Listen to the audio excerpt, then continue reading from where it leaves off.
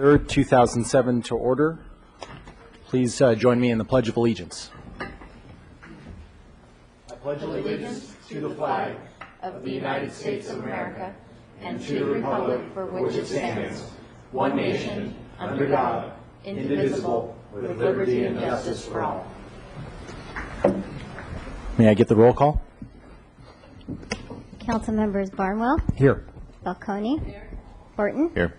House, Here. Schneider, Here. Mayor Bloom, absent, Mayor Pro Tem Williams. Here. Are there any changes to the agenda? No, there aren't. Mayor Pro Tem Williams. And we'd like to take public comment now. I have 2 requests for public comment. The first by Mr. Tom Becker.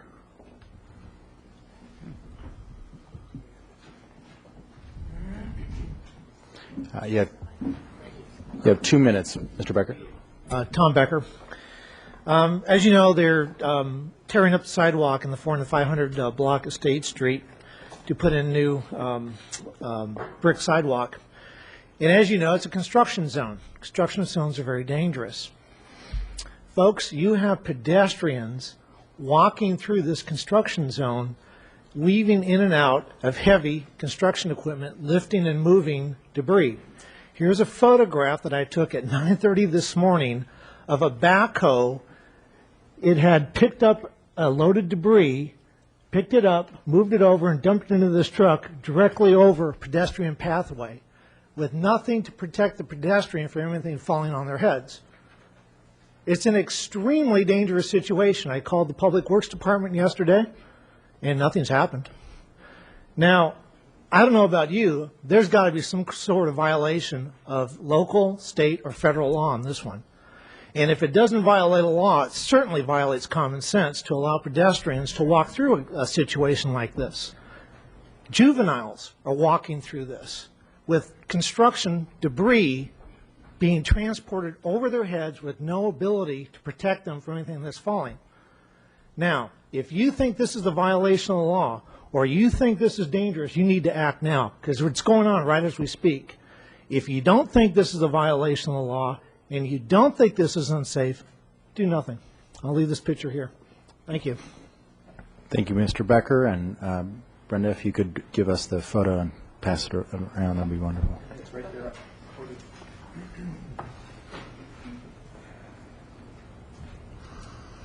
Mr. Locke? I'd have to quickly second what he's saying out there. I've witnessed it, and I think somebody needs to address it. My name is Kenneth Locke. I spoke before your joint meeting, City School Board. I'd like to put something in for the record here. I need to establish, say, today as a day of separation. We have to. This community has to recognize the nature of the education that's being provided through our school system. It's non-integrated. It's forever going to be non-integrated. It'll never come to terms with its non-integration. Right now, in relation to art has served its purpose, its meaning. It's here to raise us up to what I refer to the next paradigm, the next age. And what's going on right now is it's just that's being ignored, and the institution of art is just regenerating, regurgitating, whatever, making smoke and mirrors to keep itself alive. In relation to Parks and Rec, Kathy Carpenter, she has to be recognized as not providing good stewardship for the community through her lack of recognition of my teacher capabilities in this community. The school system has to recognize that I'm going to nullify all teacher certificates, as well as through tennis, all the teachers there, their certificates are right now, we can understand them as nullified. And if they continue teaching, they're actually producing harm for the community. That needs to be recognized. Thank you. Thank you, Mr. Locke. Councilmember Committee Assignment Reports. We'll Go from the end, Mr. House. Thank you, Mr. Mayor Pro Tem. Last week, the Airport Terminal Design Committee, Subcommittee met, and then subsequent to that, the same day, the Airport Commission met. And the design, the revised design of the airport terminal came forward for its let's see, final review isn't quite the right thing, but it's the review before it now gets into the process, going through ABR and beginning to be formally submitted, and moving on through the our design review program, then to the Planning Commission. Ultimately, it'll be coming back here. But it received unanimous support from the Design Subcommittee, and the same thing for the Airport Commission. And there are some revisions to what we had seen here. But I'm really here to report they're cool. So one council member thinks it looks pretty great. So we'll see how it goes. And a lot of the things and issues that we brought up here have now been continuing to be fleshed out and be included and incorporated. A lot of the environmental concerns that we had. So we're seeing that move forward. I did mention the other day that at the joint meeting with the school board that I had met with neighbors around the Monte Vista School and talked with them and members, I see representative from the county and staff member here in our transportation division about traffic in that area. And I think that the people that were there were seeing it not just as an issue for in front of their school, but and not just in front of La Colina Junior High, but issues that really could be affecting neighbors and families at any of the schools. So it was a very productive conversation. Our staff is working on the things they can work on and following through with that. Thank you very much, sir. Ms. Falcone. Thank you, Mr. Mayor Pro Tem. Last week was incredibly busy. Mr. Williams and I were up in Sacramento, as going back now a little bit, and there were a number of very important items that were discussed at the state league level. And Mr. Williams was on the Transportation Committee. I'm on the Revenue and Taxation Committee and on the board. And one of the major conversations had to do with the bond that was passed by the people, the state of California, in 1B, which is a $40 billion transportation bond. And as you recall, there was 1A through 1E, and some had to do with housing, and some had to do with levies, and so forth. So how that all shakes out is still up for a lot of discussion, and has to do with the governor's budget. It also has to do with legislative priorities and the city's priorities, and that's what we were up there. And I'm sure Mr. Williams will tell you a little bit about the Transportation Committee information as well. We also had a meeting from a discussion with the new state controller, John Shang. He came and spoke to us. And there's an interesting decision that was that our attorney's office is already well apprised of, and that is called the Bighorn decision, and it affects Proposition 218 and whether or not people need to be notified, I think, when the sewer rates and the water, whether or not it applies to water rates and other kinds of rates, we don't know. But the Supreme Court made a decision, and there's information at our attorney's office on that if anybody's interested. I'm excited to say that we are we're moving forward on something called the Multi-Jurisdictional Recreation Task Force, and that's a collaboration of the City of Santa Barbara, City of Goleta, the county, Ealings Park, Gersh Park, UCSB, Ivy Parks District, and Mayor Bloom and I are our city representatives on that committee, and we're talking about recreational opportunities for the region. And I see my former colleague, Rusty Fairley, in the audience, and he helped to revive that committee with me a couple of years ago. So we're well on our way to trying to get some recreational opportunities that really do serve the entire community and getting all the other jurisdictions involved. I have some very exciting news. I know Nancy Rapp, our Parks Director, in the audience here. She made a very wise choice for her assistant, and that's Jill Zachary, who has been the Creeks Committee tour de force, really, for the 6 years that the committee has been in existence, and she'll now assume the assistant director's position, and we'll have to replace these very, very large shoes at the Creeks Committee, but we want to all congratulate Jill on her exquisite promotion, Nancy for making a wise choice.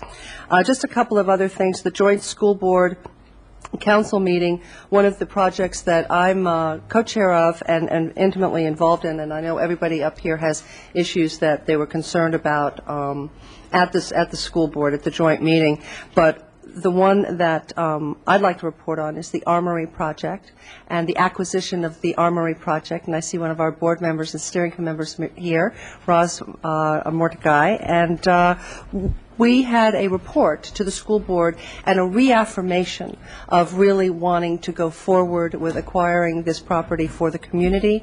What it'll be used for, we don't know yet, but that's not the point. We're taking this in step A and step B, and it's moving forward very, very nicely. We're about to enter into an MOU with the National Guard, and it's been a long time in the making, and we're nowhere near finished, but it's moving along very well, and thank you for all of the steering committee's help. Mr. Barnwell, Mr. Williams, and I had a fascinating meeting the other day with Salute Carbajal and Brooks Firestone and our respective staffs, and Paul Rellis, who used to sit on the Integrated Waste Management Board at the state, a presentation of a conversion technology by a company who's out of Israel called AeroBio. And it's got a lot of promise. We have a lot of investigation to do, but it is a fascinating and really, I hope, possibility. So we'll know more about that, and we'll come and report again. And the last thing is the Committee on Legislation, which I chair along with Mr. Horton and Mr. Williams. We reviewed our legislative platform and made some changes pursuant to the new laws that have passed this last year, and we felt the need to make some suggestions for some changes and get some explanations, and that'll be coming back to the Legislative Committee in about 2 weeks. And my goodness, that's it. Thank you. Councilmember Horton. Well, thank you. There was a meeting last week with Dr. McDougall, the former president of City College, and Joe Howell on the Computers for Family program. This is a program that provides not only computers but internet hookups for youth that are in Santa Barbara, or in all the high schools actually. And it gives them instruction on how to use a computer, and it also has a repair service in case they have problems hooking it up. I think it's a wonderful program because our kids have got to have technology. It's just essential to almost any profession. And if anybody has a further interest in that, they can contact me at 564-5320. And then the other thing was Councilmember Williams and Falcone and myself attended the Greater Santa Barbara Lodging Association board meeting and learned that they will be merging with the Dining Association to make a stronger group altogether. I think that's a good move. Thank you. Councilmember Schneider. Thank you.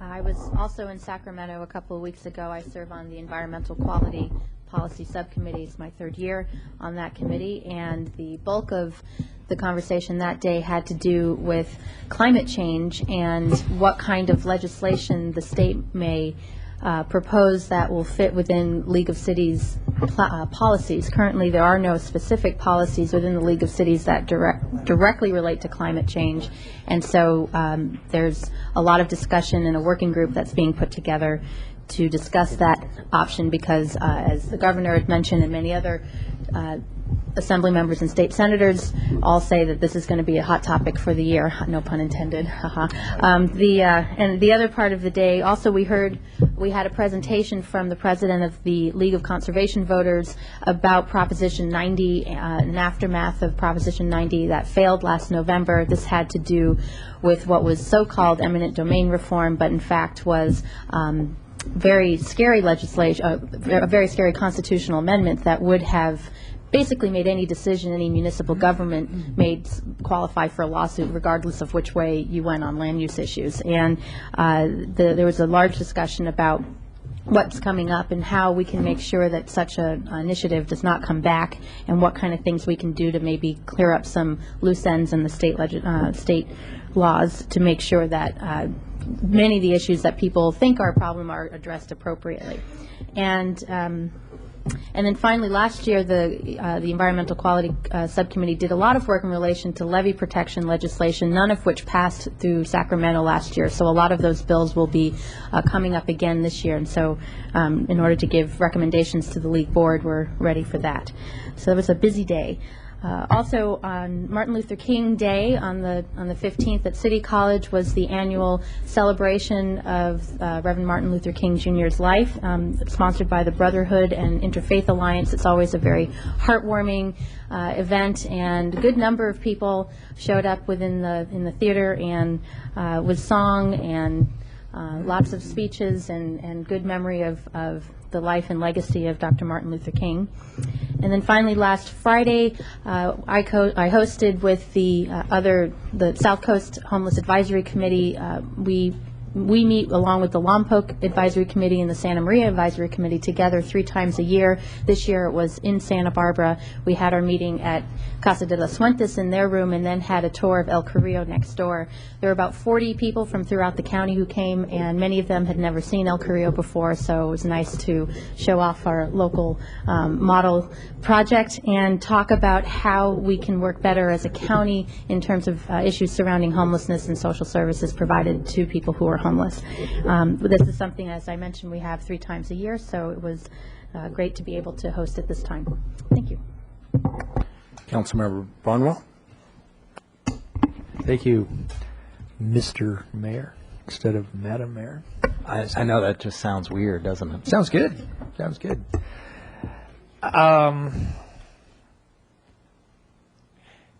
First, I want to acknowledge the unfortunate death of one of the workers at Marburg plant facilities, Mr. Eric Carrillo. And I went to the candlelight vigil last night at the Marburg Yards, and it was a very moving ceremony. And I just wanted to extend my personal sympathies to his wife and his children. It was a great tragedy, and I know the Borgatello family is heartbroken, as were all the other workers. The conversion technology meeting that Ms. Falcone mentioned that we had with Mr. Firestone and Mr. Carbajal, I wanted to say that I was very, very excited about that. And I think it was a clear direction from the 3 council members who were there, including Mr. Williams and the 2 supervisors, that we move forward on it. We don't want to. We're tired of talking about it. We want to make it happen. And the promise of it was so exciting that I think we've given them a short leash, our staff, a short leash to get some of these things done. I wanted to also remind everybody in about a month we're going to get a report from our internal sustainable committee on all of the baseline data associated with the city of Santa Barbara. We now have information about how much electricity and gas each building uses on a square foot basis, and we're going to begin to tackle that as to how we can reduce our consumption, et cetera, and I find that also exciting in an analogous way to the conversion technology.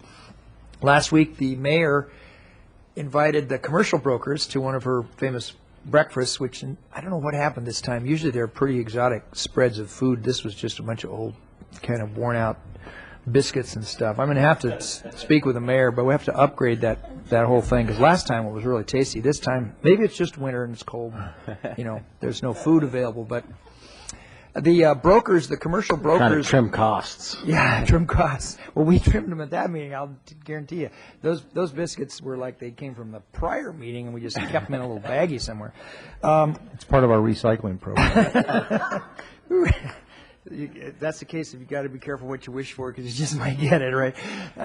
But it was interesting to talk to the commercial brokers. All of them, none of them sell apartments, and none of them sell houses, and they were interesting in that they thought that one of the problems with downtown was this darn mixed use concept with these residential units downtown, because it was screwing everything up for the commercial component. And I thought, wow, it's a good thing we don't have any residential brokers here who would speak to the other side of it. So it pointed out the difficulty of the entire issue of what do you do with land use, and who do you please and who do you not please, and how do you get to that middle ground. So I invited them to begin a dialogue with the city on the general plan update. They are not the typical players, but I think we've got 5 or 6 of them who will be interested to kick in and give us their 2 cents. It was one of those discussions where no dog and pony show was required. They understood the zoning, they understood land use, they knew every building parcel by parcel. They had been inside of each building, so it was a very, very good discussion. They also have some good ideas, I think, on the Upper State Street. So all in all, I was very excited, and then we got their names, and so we hope they show up. And then lastly, I had a meeting with the executive board of the Coast Village Road Business Association. And I'm going to be talking with Mr. Casey and Ms. Weiss about this, but they would like, as other sections of town would also like, they would like to be a kind of a separate and distinct part of the general plan. They feel that their little village area out there has some unique characteristics that they would like to incorporate into our final document. So I've encouraged them to do that, and I've also encouraged a couple of groups in the Mesa area to do the same thing. That just kind of give you a heads up of what it is I've been doing. Thank you very much, Mr. Mayor. In addition to those meetings, as Councilmember Falcone said, that a week ago last Friday, several of us were in Sacramento to attend League of City Committee policy meetings. We're blessed that we have 3 council members on policy committees with the League of Cities. And of importance to our transportation dilemmas, our congestion dilemmas here locally, are several projects that I advocated for, and I do think that we have some traction on. One is the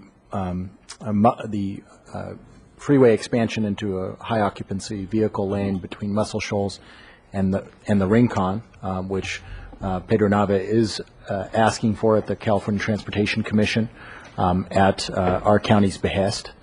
And secondly, I spoke with one of the board members for the LOSAN, and he was very receptive to and said the LOSAN board would be very receptive to requesting to the CTC siting projects for the rail corridor in Ventura and Santa Barbara County, which there are funds in Proposition 1B for freight rail improvements, not for commuter rail, but this could be what paves the way to commuter rail by having long enough sidings for trains to pass one another.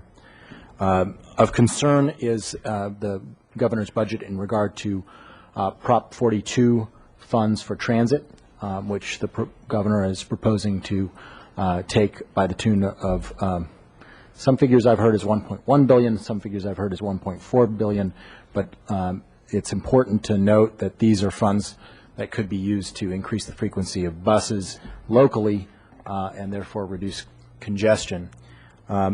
Also we discussed was something that doesn't have anything directly to do with our area but is still of interest, high-speed rail, the ability to go between our major population centers in the state in a matter of a couple hours, which was an interesting concept. Many of us also attended the opening of the Arroyo Burro Estuary Project, which will provide habitat and cleaner water going out at Arroyo Burro Beach. And I got to brag about this today up until just about an hour ago as local water agencies from Santa Barbara, Ventura, and San Luis Obispo County met with the National Marine Fisheries Service. And they wanted to know why we had so much fish projects or fish-related projects that nobody knew about. And I said, well, that's because no court has mandated that we do it, that we haven't been mandated by any federal or state agency to do it. We're just doing it because we think it's a good idea. And that includes the proposals in Mission Creek and Arroyo Burro, and as well as the airport. So needless to say, they were impressed with what the city of Santa Barbara is doing. One last thing, the film festival starts this Thursday, and of course, once again, they've asked us for if any of us wants to surrender up our parking spaces. So if any council members or administrators wish to do so, take alternative transportation for a week or two, let me know, and I'll let them know how many spots. Thus far, Councilmember Barnwell, Schneider, and myself are doing so.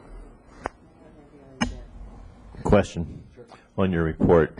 I'm wondering if magnetic levitation high-speed train was still on the table.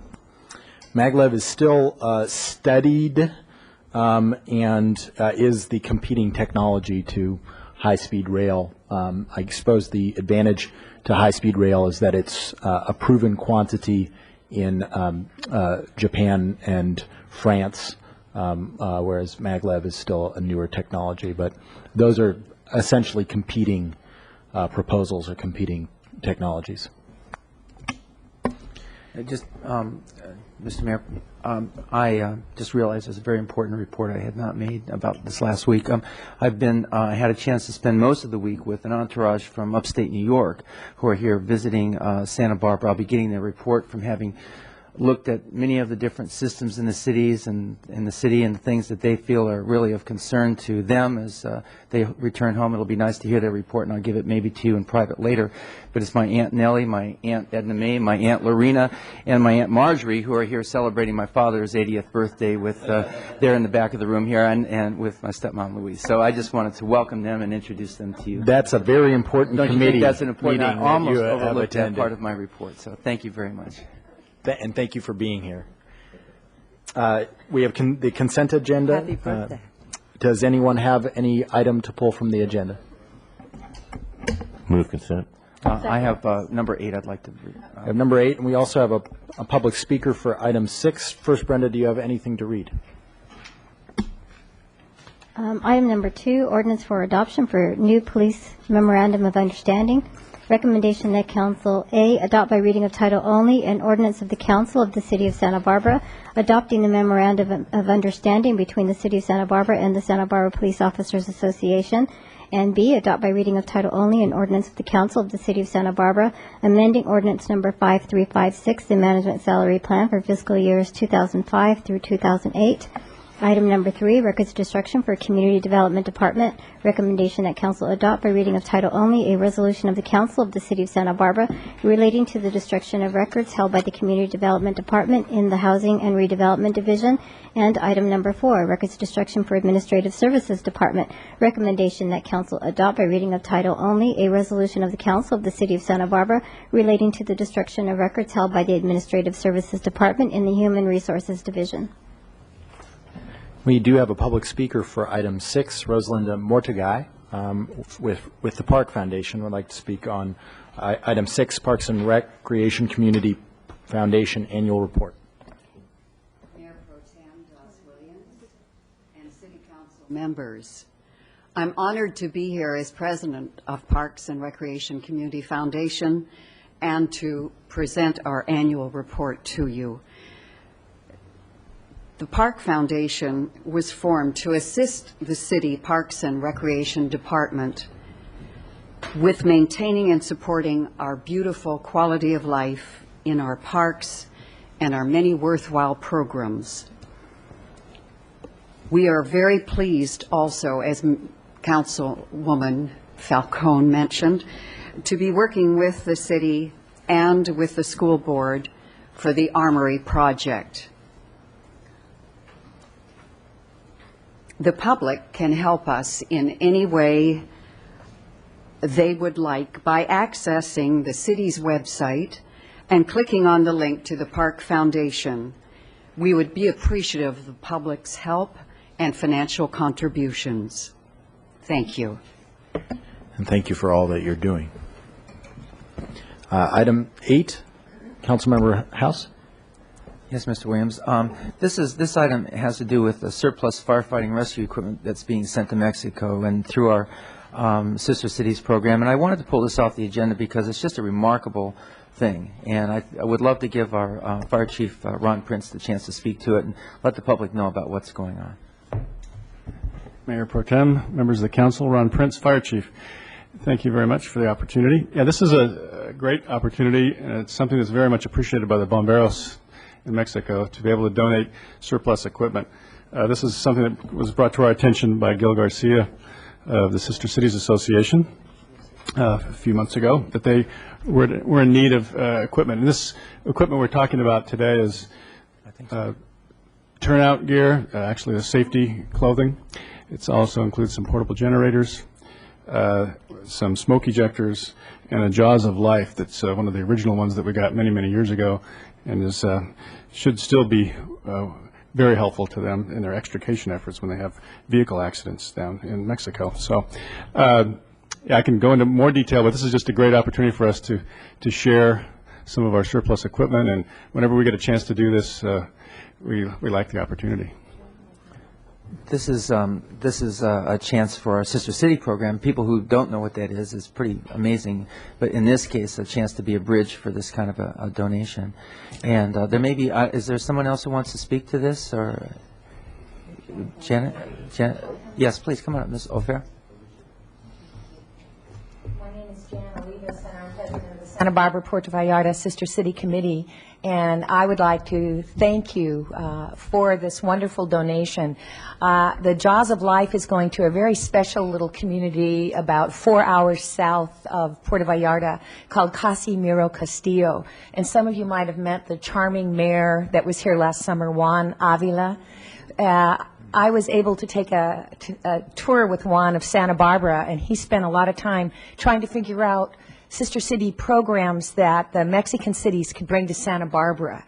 And he was really trying, since it's a very reciprocal program, he wants to do a reforestation program on the San Marcos Pass.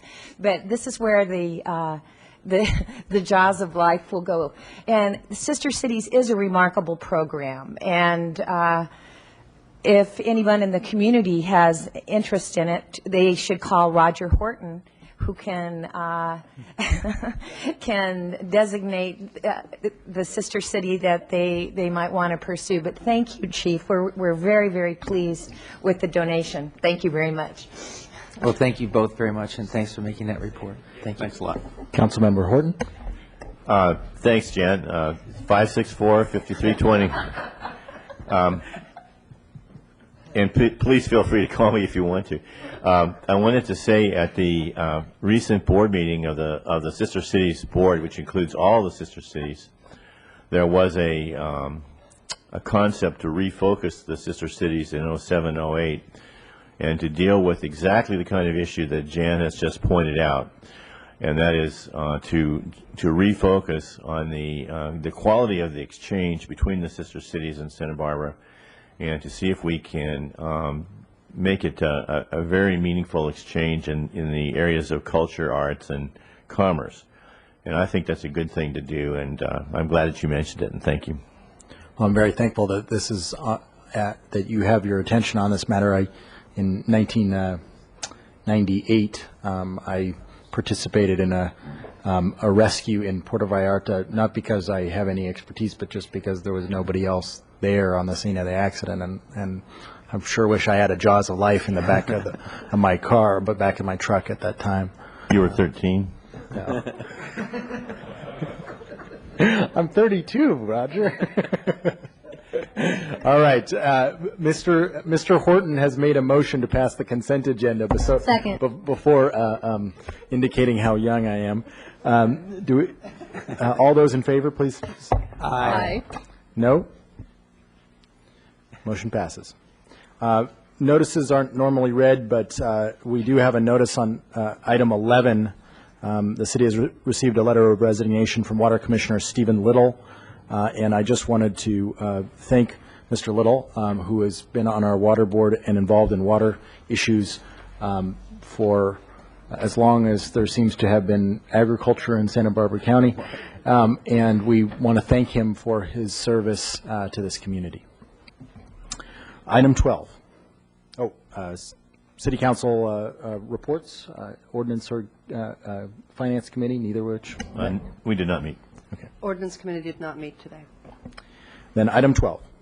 Item number 12, presentation on revised construction management program in the Public Works Department, including recommendation B, that council adopt by reading of title only a resolution of the Council of the City of Santa Barbara amending resolution number 06-055, the position and salary control resolution for fiscal year 2007, affecting the Public Works Department, effective January 20, 2007.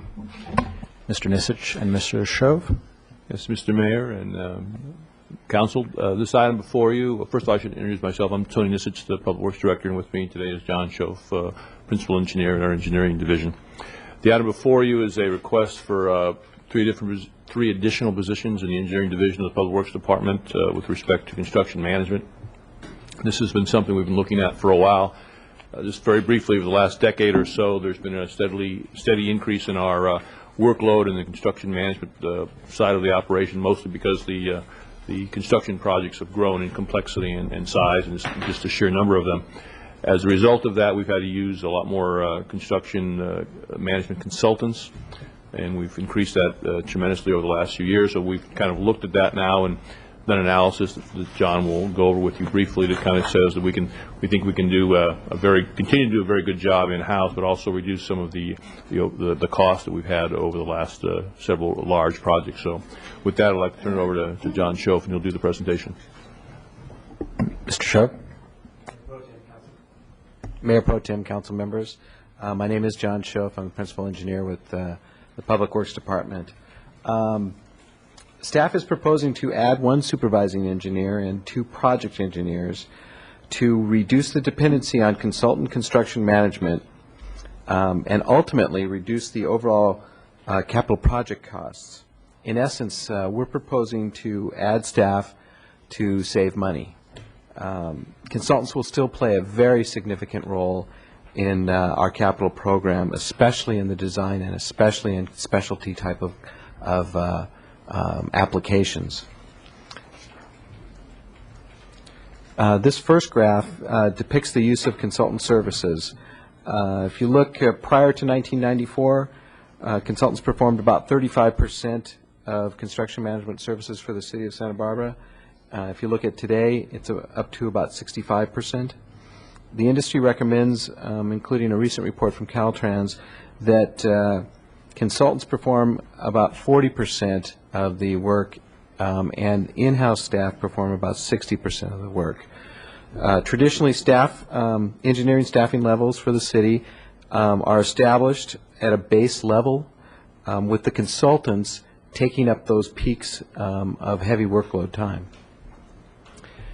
This graph depicts the rise in construction contracts, which is far outpacing inflation.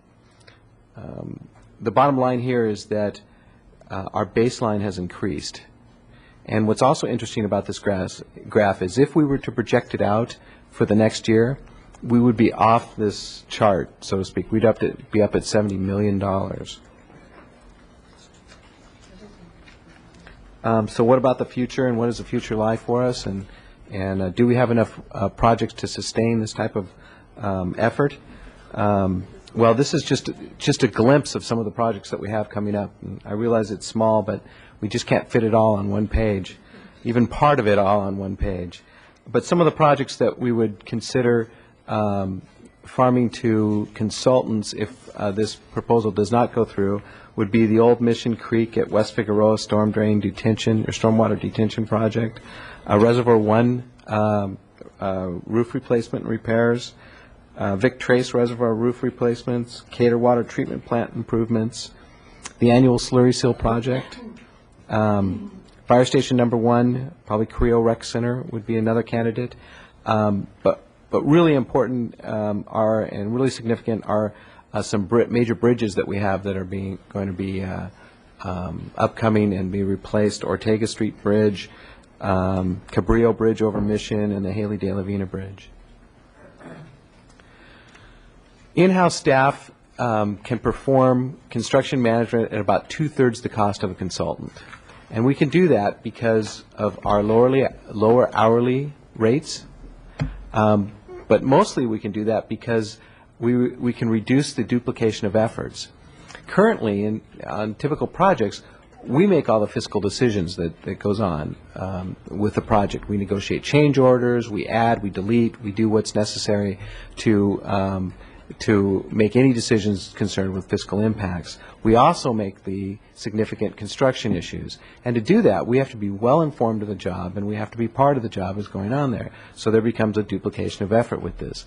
We also believe that, and our past experience has shown us, that us handling the public relations, the outreach programs, and the citizenry is really what is best and what the citizens are demanding of us or are asking of us to provide that kind of a service. And lastly, why we can do it at 2/3 the cost is that we'll eliminate the management of the consultant contracts. Time is money, and it takes time to manage those consultant contracts. What we're projecting for yearly savings, based on annual staff costs, that is including overhead, of about $461,000. We figure that a consultant can do it for about $692,000 with an annual project savings of about $230,000. Now this is, we also believe that conservatively we can do about $4.6 million worth of projects more a year. Just some very notable important points. Staff is billable. We're similar to other professional service consultants. We bill everything to the project. Every staff hour is accountable. So if we spend time on administration, we have to charge administration. That's part of our overhead for doing it. The cost of staff includes all overhead for it. So only the project is billed for the staff time. Each project is billed for the hours that staff person works on that project. So when you see a project cost, and we bring a project cost to you, it includes staff time and the consultant, or just staff time, or just the consultant's time. In other words, the projects will pay for these additional positions, not the general fund. So in summary, we believe that adding staffing will result in a reduced overall project cost. We bring staff into more alignment with the industry standards and our past practices. And we maintain a high level of service that the public expects and we've delivered. And one other benefit that we haven't discussed is that we'd be promoting the development and the retention of our city staff.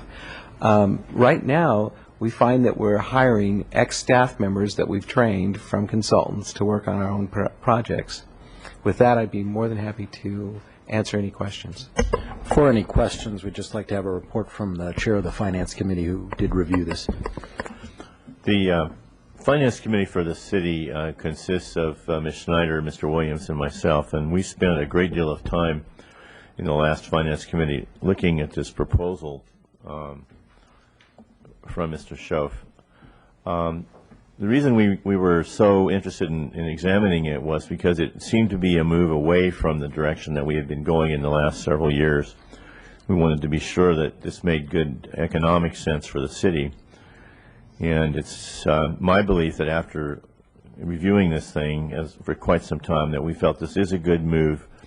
We should save a substantial amount of money. And I think it will improve efficiency and effectiveness for the department. And for that reason, we are recommending it to the full council. Questions? Councilmember Schneider?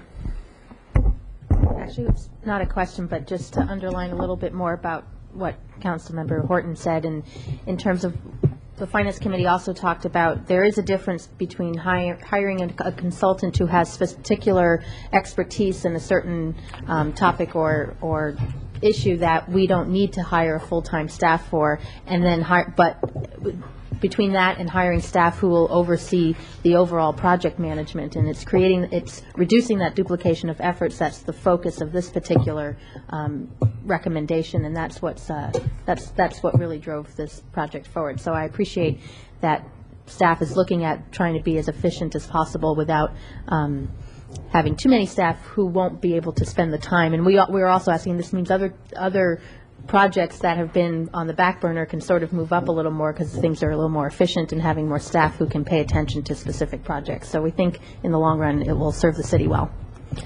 Now, we do have a request to speak, so let's keep it to questions just here for a sec. So any questions? Councilmember Falcone? Thank you. This has to do with the list of projects here, and I know that we just completed an $18 million on Cater that we just did to comply with standards that were imposed by the state, and now we have phase 2, which is additional standards imposed by the state. unfunded mandates, I might add. How do we know yet what that amount is going to be? Because for a long time, we weren't really sure what Phase 2 was going to cost. Do we know yet? And I know this isn't about staff, or actually it is, because staff's the one that does all this stuff. But do you have a number yet, Mr. Schoaf? Councilmember Falcone, I don't have a specific number with me. It will be large, though.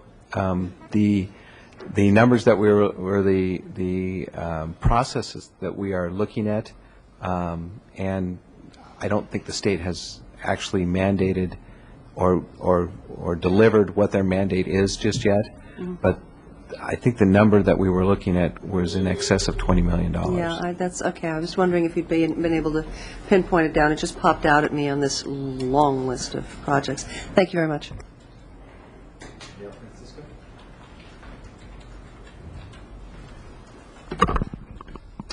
Mayor Pro Tem, council members, my name is Dale Francisco. I'm Secretary of Santa Barbara Safe Streets.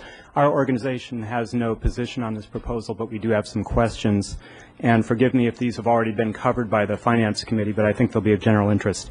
In looking at Mr. Schoaf's presentation, one of the questions that we had is the rise is shown in the amount of work that's being outsourced and in the construction costs. But what we're curious about is there a metric for the actual increase in projects? Has the actual workload increased relative to the size of staff over this past 10 years? Another question that arose when we were discussing this, we would like to see more details on the cost calculations, and in particular we were wondering, have the expected costs of pension benefits been amortized into these costs? Certainly one of the benefits of hiring outside consultants is when you're done with them, you're done. And finally, we had some questions about accountability. In the Granada Garage project, for instance, when the incorrect measurement of Anacapa Street resulted in lots of follow-on problems, my understanding is that the city was responsible for construction management on that. And that leaves us with very few choices. I don't know what happened to the plan checker who was responsible for that, but had it been an outside construction management firm, they would have been liable for the very large follow-on costs that came as a result of that mistake. So it seems to be another benefit to the city of having outside construction management is they are responsible for not fulfilling a contract on a timely manner. Thank you. And Mr. Schoaf, I'm going to have you answer those questions if you have some answers for them. But I do have one answer for the third one, which is that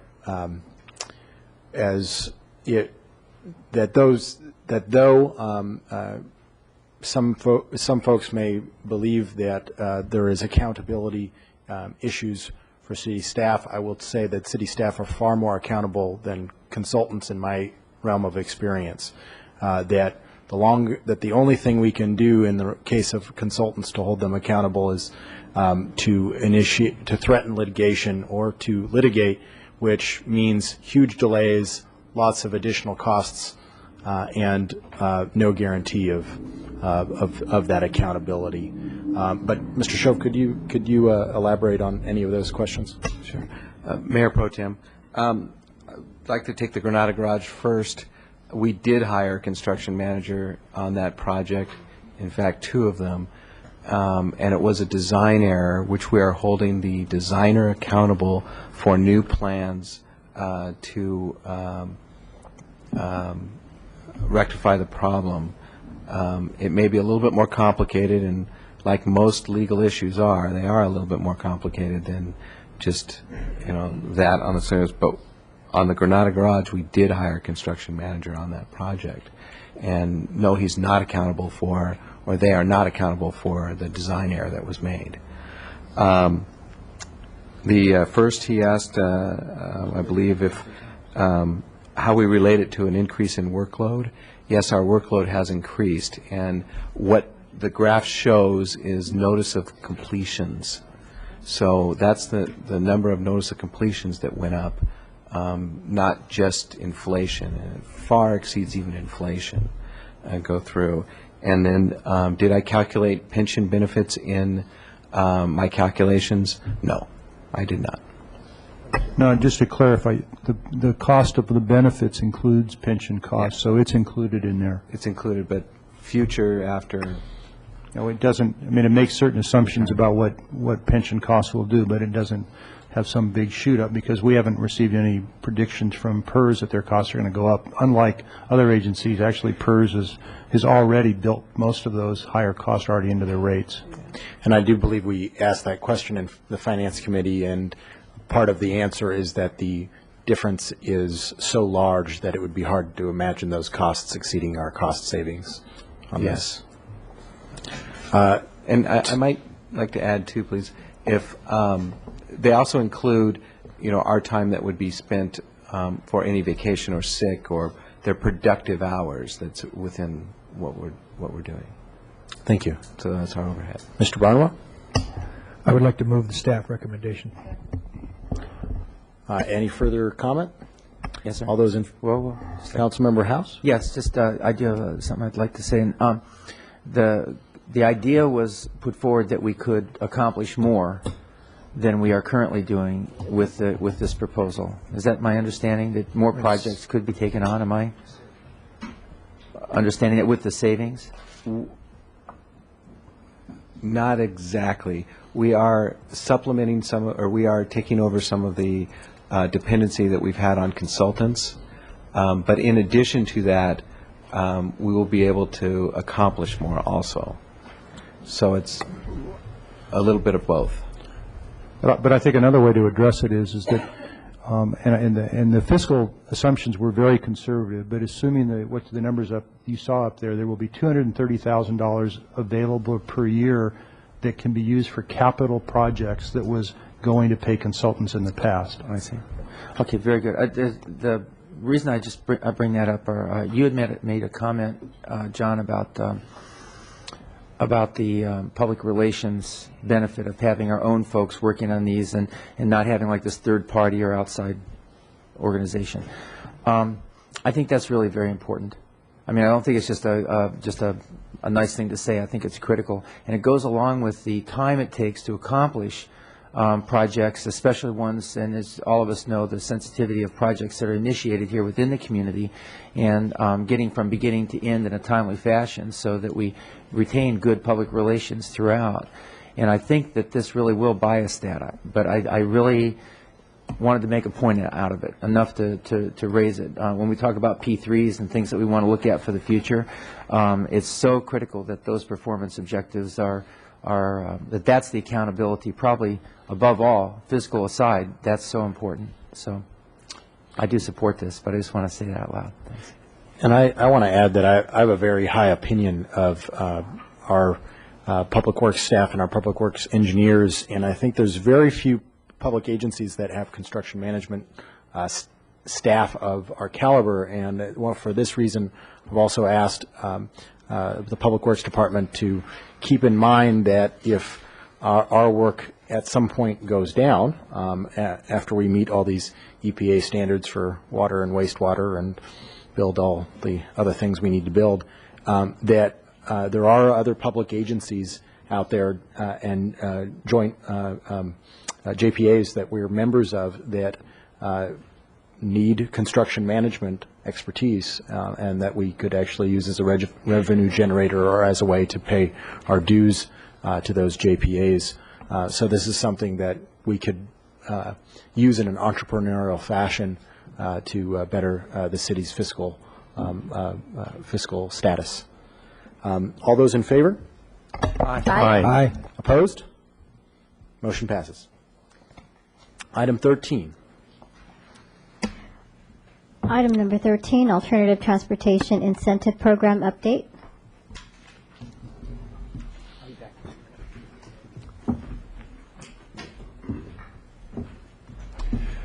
Mayor Pro Tem and Council, as staff is occupying the chairs up here, this item is a an update on the alternate transportation incentive program. As the council is aware, that we've been looking at various enhancements to this program for some time, and we're going to talk a little bit today about some of these improvements we want to make over the next 6 months. Some of the enhancements that are mentioned specifically in here is the use of city vehicles for carpools, the city subsidy for commuter bus passes, which is something we've talked about for a while, expand the alternate transportation commute challenge program, which we think has been very successful. We're going to talk a little about secured bicycle parking and how to increase that. And finally, we'll talk a little about exploring the citywide 980 work program schedule that's we've talked about a little bit, and we'll give you a little more description of that. So Dr. Drew Van Hengel from my staff will talk a little bit about the alternate transportation part, and then Christy Schmidt, our employee relation manager, will talk a little bit about the 980 program and how we want to go about that. So I should point out that, just as an aside, that Drew also has a new role now. As you're aware, the city traffic engineer has left for a promotion in a nearby city, and Drew's taken on that role as a manager, as an acting basis for a while. So she'll have kind of that role dealing with traffic operations side, and she'll be assisted with a professional traffic engineer consultant who will help her just for the council's information. So with that, Drew, she'll go through a presentation. Thank you. Good afternoon. I'm going to give us a little bit of a background first on our existing programs, and then move on to the proposals that we have before you today. A couple of years ago, it became evident to us as an employer that the cost of the commute was rising for our employers, not only because of the congestion on the 101, but because of the impact it has on our employees as they are in our workplace. There's a high financial and time cost for our employees who are coming from out of the area into the city. People are getting more and more dissatisfied with their commutes as the congestion is rising. We're having the condition where workers are moving their jobs from here to where they have moved, if they have moved out of the city, and that's also diminishing our recruiting pool. And it, besides the obvious fact that we're losing valuable employees, our workers are arriving already having spent a good amount of adrenaline getting here if they're driving in their own cars long distances. And the impact of all the single occupant vehicle commutes into our workplace is that there's also an environmental cost of additional fuel consumption and air pollution. We had a look at how the freeway is doing, and you can see that the red line is basically the estimated capacity for the 101 as it goes from the north to the south in Santa Barbara County. And you can see that construction alone is not going to, the red line is the construction and the capacity of the highway, and the demand is represented by the bar graphs, and you can see that the demand for space on the freeway is greater than the actual and anticipated capacity for the freeway. So road construction alone isn't going to be able to help our employees with their commute to work. And so we wanted to look towards some more cost-effective improvements that might be able to relieve the impact of the commute on our employees, and both for the recruitment and retention. And we looked at transportation demand management. As you know, Traffic Solutions does most of the transportation demand management for our county. Basically, TDM is the enhanced efficiency of the existing system by reducing demand. So not building new facilities, but trying to reduce the demand on the existing facilities so that they operate better for everybody who's using them. The impact of an effective TDM strategy is reduced traffic congestion, improved air quality. I want to specify again that these are not capital projects. These are more programmatic projects, behavioral-based, incentive-based programs, and they're typically low cost in comparison to capital improvements. We have had an existing TDM program for quite some time. The most recent version is a 1992 version, which we have been adding to incrementally over time. Some of the things that are listed on these bullets are in this program, and some have been added as we've been making them available. For example, the MyRide Bus Pass. So we give away free MTD passes to our employees. We have enrolled in a flexible spending account called Commute Choice, which allows our employees to pay for their transportation costs pre-tax using a flexible spending account. We take advantage of all the Traffic Solutions offers us. We recently, or a year ago almost, implemented the FlexWork program, where we offer flexible work schedule and telecommuting to all of our employees. We offer preferential carpool parking for registered carpools. We have a bicycle fleet for enhanced mobility for our employees during the day who come without a car or who can park their car once and use the bike for other trips throughout the day, both work-related and personal. We offer guaranteed ride homes with our fleet and also through Traffic Solutions. And our policies allow for people who are enrolled in the alternative transportation program to use vehicles for medical appointments, missed ride home, or medical emergencies with the support of their supervisors. So these are the kind of things that we have had in place already. An example of the Traffic Solutions website and all that they offer us as well. I wanted to give you some background on our existing how our existing mode choice relates to the existing strategies that we offer. And you can see here the biggest part of the pie is the drive-alone commuter, that 73%, which is actually substantially higher than the county average of 65%. And we had a look at the 2006 employee survey to try to help explain how to make sense to ourselves that we have such a high drive-alone rate despite being in a compact urban area and what's going on there. So we had about 400 people who participated in this survey, and we found out that our employees actually are pretty well distributed from 40% of them living less than 5 miles from their workplaces to 30% living more than 20 miles away. We expect the number living further away to increase over time, which is one of the main reasons that we're looking to improve our programs and our offerings. But the fact of the matter is that at this point in time, we have, we've got a lot of people living nearby. And interestingly enough, even those people who are living nearby are not using alternative modes to get to their workplace. About 50% of people who live less than a mile from their work sites are driving alone. And about 90% of people living 5 to 10 miles away are driving alone. So that's the bottom part of the left-hand curve and the top part of the middle curve. And then the drive-alone share diminishes as the commute increases, which is kind of intuitive that the people who are having to pay more for their commutes are using alternative transportation strategies so that they can, get the best utility out of their time and money. But the combination of these three graphs that I just showed you showed us as staff that there's not going to be one size fits all TDM solution for our employees, because they're coming with very different behaviors, coming from very different places, and despite what we thought would be common sense, they're not behaving the way that we think that they would. By that I mean that the people who are living close we have such a high mode share of drive alone for people who are living very, very close by. So we asked our employees in the employee survey last year at this time how they, and this is all of our 400 employees that responded, not just the people who were already using alternative transportation. We asked how many would be willing to consider alternative transportation for the commute, and overall 50% of our employees said that they would be willing to consider alternative transportation, but they saw these barriers to their participation in alternative transportation, such as walking, cycling, bus ridership, or carpools. Principally, the biggest barrier is that people feel that they need their car during the day. They're fearful of being stranded at work without a way to run their errands or get home for their kid in an emergency. They also see their personal automobile as being very convenient. For many of us, it acts as our briefcase, and so to leave it at home could be stressful. There's a perceived and real inconvenience of alternative modes that people are fearful of tackling head-on, not sure that they're willing to give up the time efficiencies of coming in their own car for the cost savings of using alternative transportation. And many people mentioned that the fleet vehicle use policies regarding personal use were also a barrier to their giving up their cars and leaving and using another mode besides a drive alone to get to the workplace. I'm going to show you two slides here that make clear for us our existing policies with respect to participation in transportation demand management programs.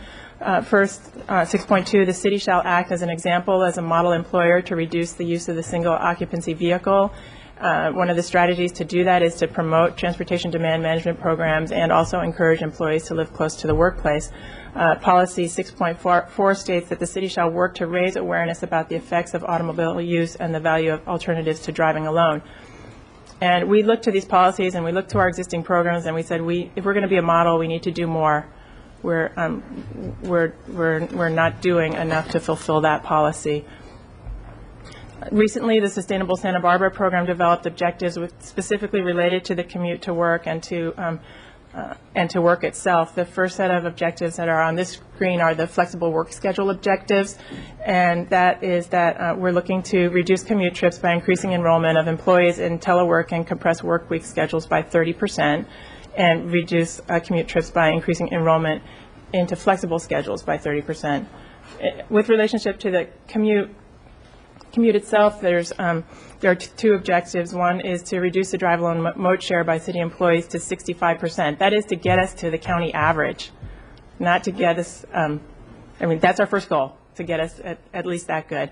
And the second is to conduct training on walking, bicycling, transit, and carpooling so that we can reduce vehicle trips for personal and city business. And we've taken that on a little bit with our bicycle training. We're looking forward to this program to doing more one-on-one coaching of our staff so that they can really see what the options are for them besides the single occupant vehicle for that commute trip. So how are we going to get from where we are now to where we're hoping to get to according to those objectives and policies? We have these specific TDM program improvements that we just want to update you with today. There are 7, and I'll spend a bit of time on each one now that we're recommending, although Tony did a great job already giving a preview for you. First is to change the city vehicle policies for people who are enrolled in the TDM program, and that will require us to revise our program because we currently don't really have an enrollment strategy. That's something that kind of isn't happening so much right now for various reasons. So, but very specifically, the vehicle policy changes that we recommend would be appropriate for those people who are enrolled in the program, not as a citywide blanket policy. Enhance carpool benefits, provide long-distance bus subsidy, expand the city employee commute contest citywide, increase the amount of secure bicycle parking, explore a 980 work and office schedule citywide, and explore the feasibility of the Pay Me Not to Drive program. So these are the principal items that we're looking to upgrade and improve in our TDM program. And I'll go through them one by one. The first is regarding the city vehicle policies, again, for employees who choose to carpool or use alternative transportation and register for our program. We would, for those employees, allow the use of fleet vehicles for occasional or personal errands during the workday, for the transport of family members for medical appointments, and for qualified carpools. And there are obviously some risk issues associated with that, and we're going to be working closely to minimize the amount of risk that we expose ourselves with.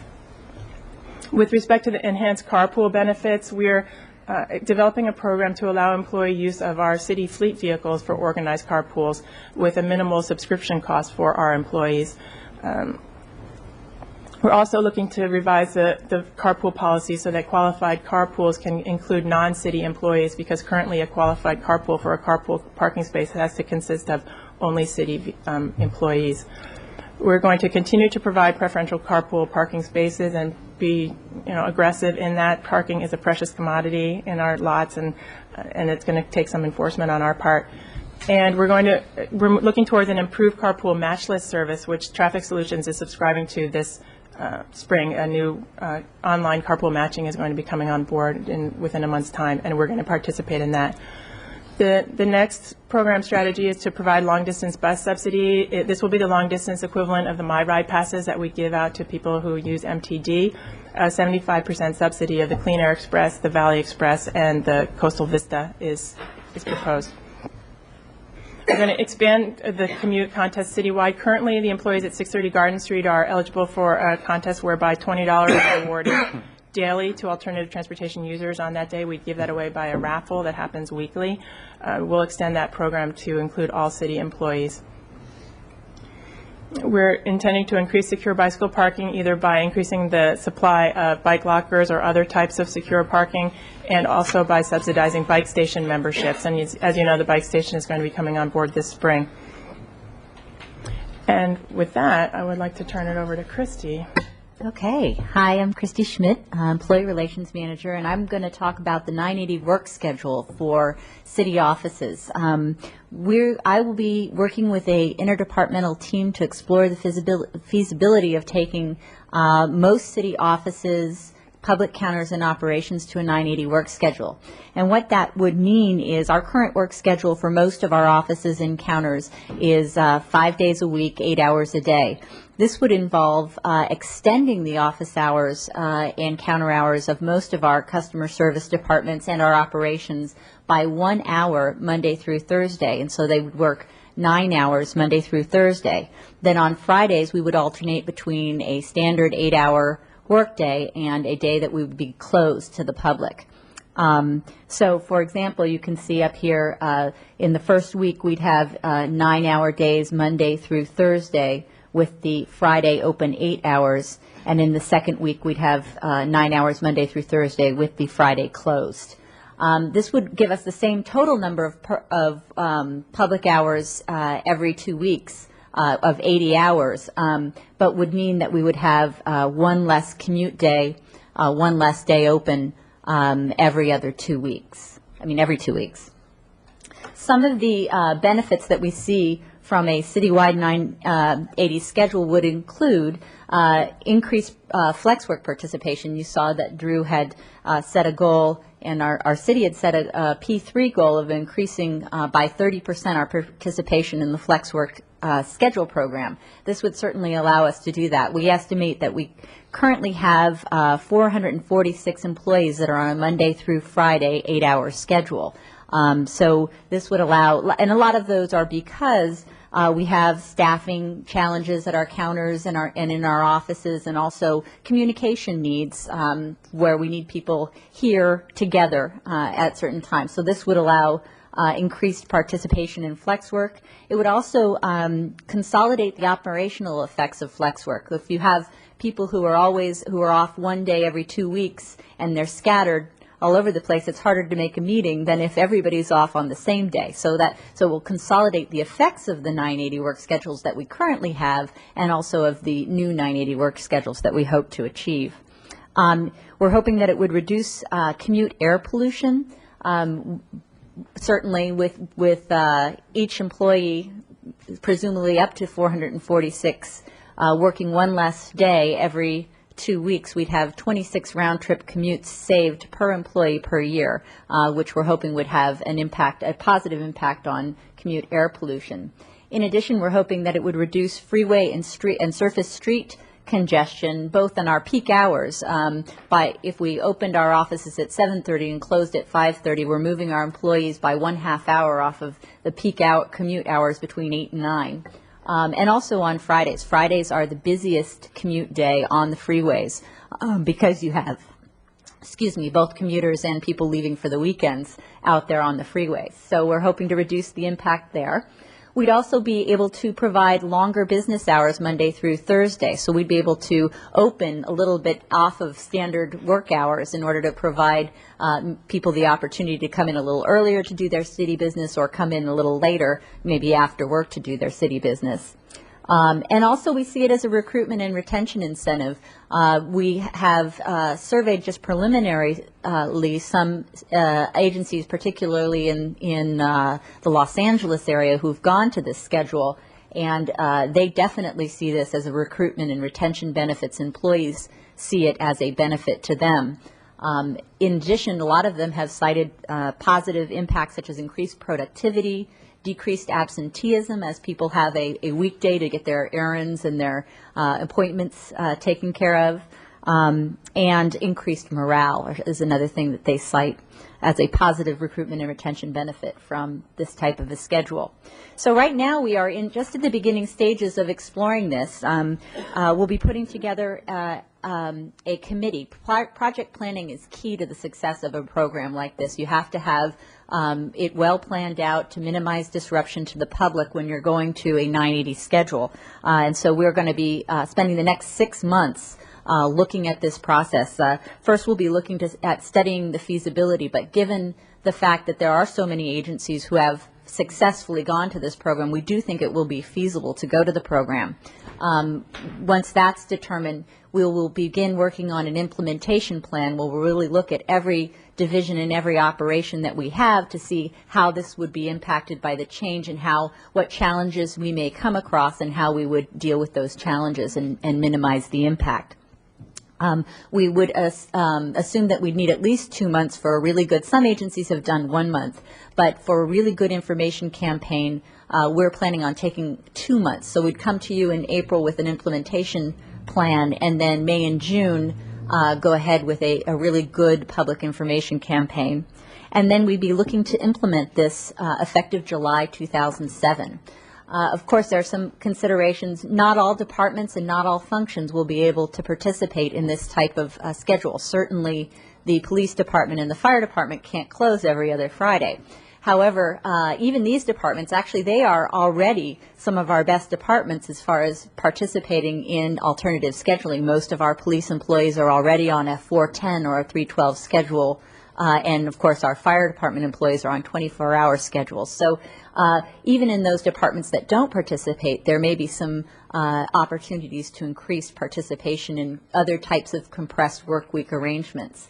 Also, some divisions we may need to arrange for minimal services. For example, building inspections are something that we'd want to be able to continue to do at least on an on-call basis on our closed Fridays. In addition, this will have different impacts on different employees. We have our existing flex work program where employees, based on their own needs and their own family and commute needs, can request alternatives to our regular work schedule. We anticipate that we continue that program and provide employees the opportunity to demonstrate that a different schedule could be completed within the operational needs of the city. So those are some of the things that we're going to be looking at for 980 planning. The last program I'm going to talk about also is a Pay Me Not to Drive program, and this is something that we are looking at as a future possible benefit. There are agencies who have done these Pay Me Not to Drive programs where employees who use alternative transportation are actually given a monetary incentive to do so. We're looking at a per commute monetary incentive where each time that an employee did not drive alone and used some method of alternative transportation, whether it's bicycling or carpooling or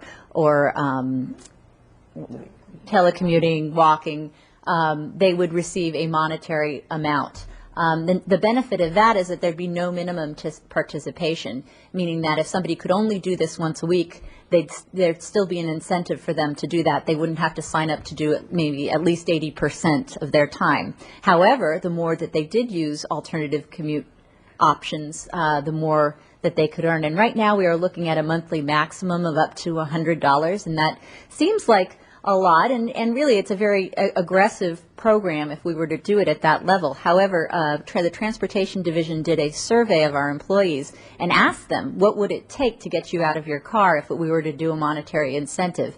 And the $100 level was the most likely to incentivize employees to use alternative transportation.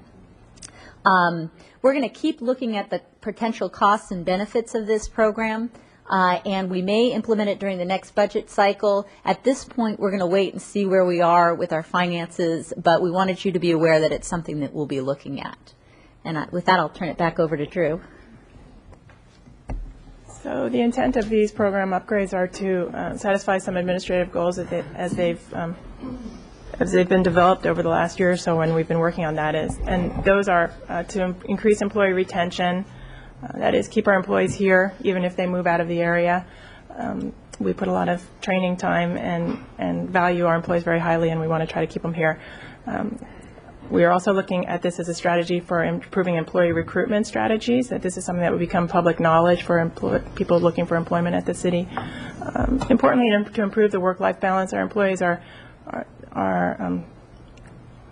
they deserve it, I guess I can say, and that is that, there's some struggles in the workplace with respect to the work-life balance, as you know, when we're kind of all on call all the time. And as we have more access to being able to work at home, we find our employees are doing that, and so we want them to continue to thrive in our environment here.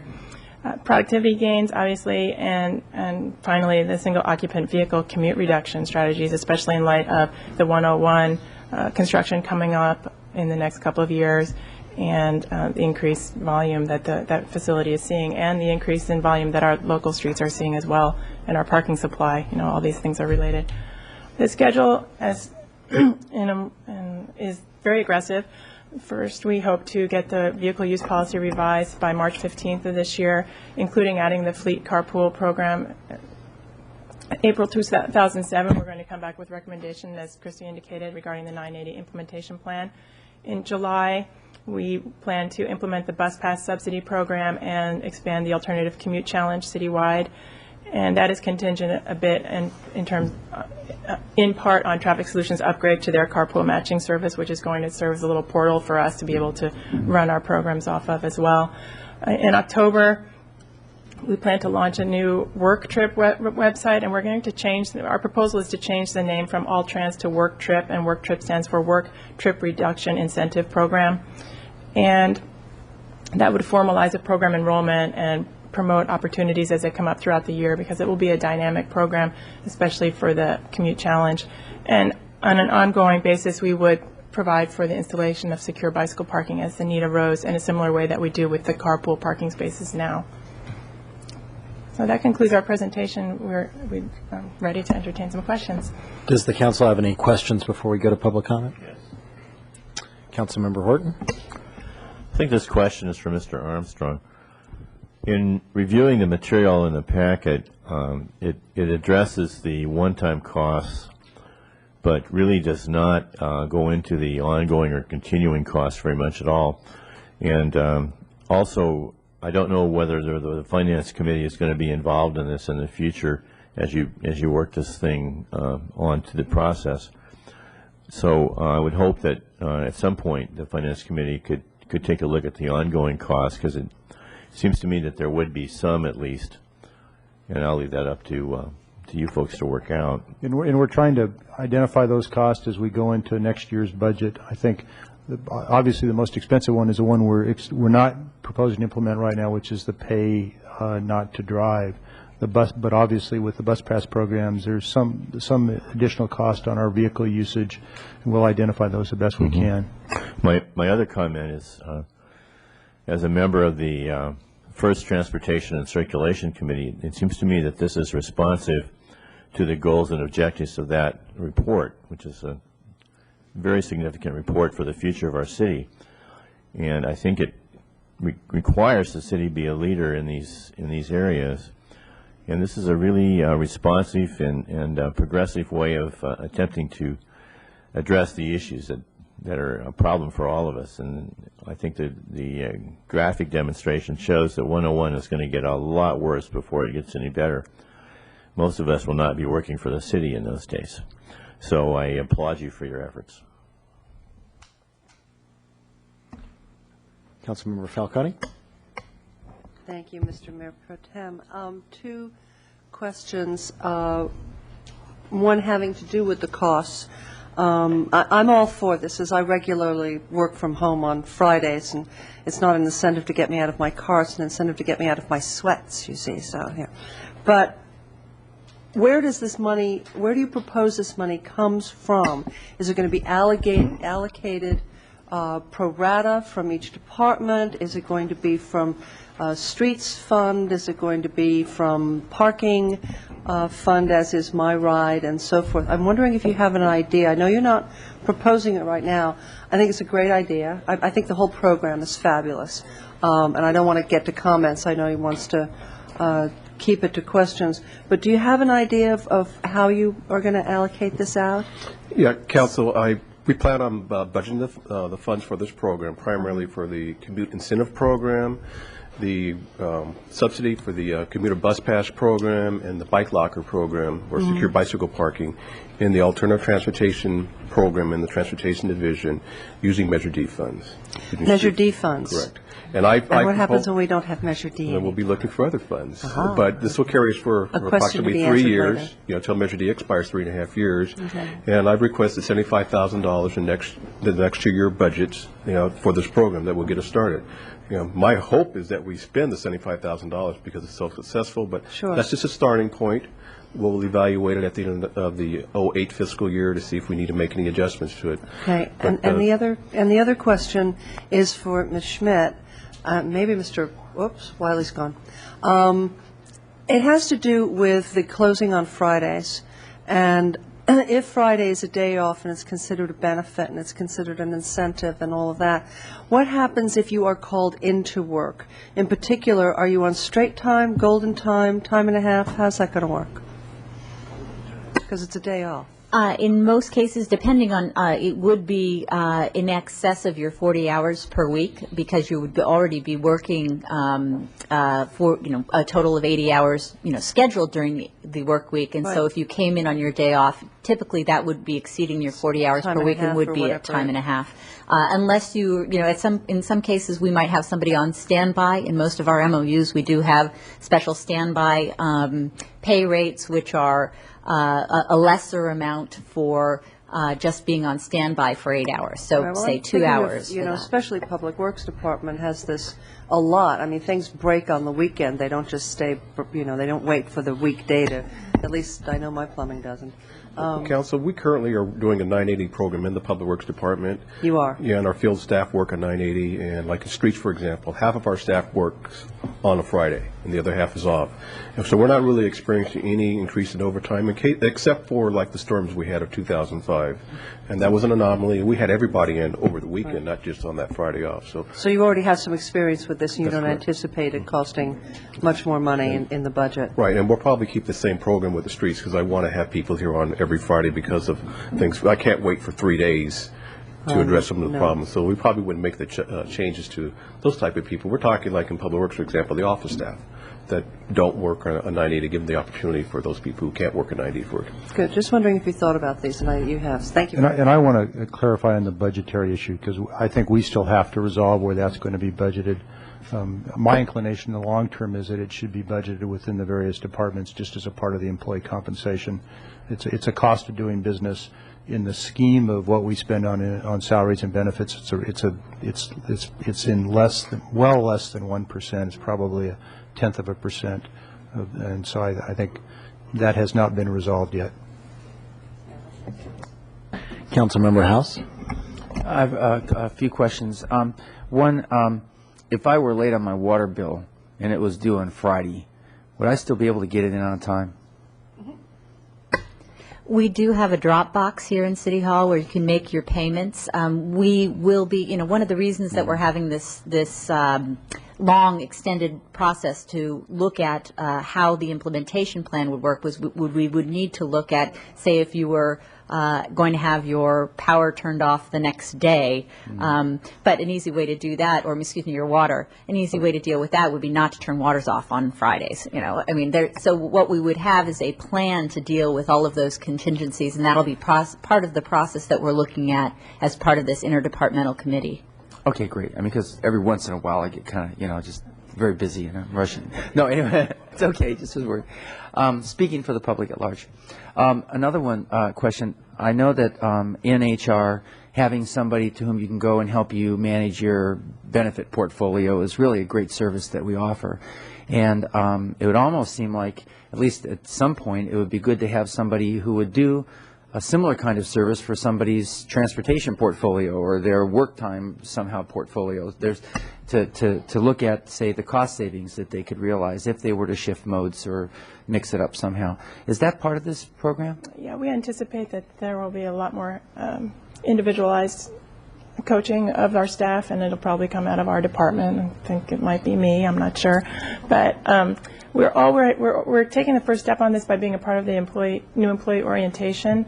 So as employees come into the city now, they have a face and a name of a person who they can contact to explore alternative commute strategies already, and we would just continue to build on that. So over time, all of our employees are aware where the program is housed. It's more transparent. It's on the front page instead of having to dig deep through policies.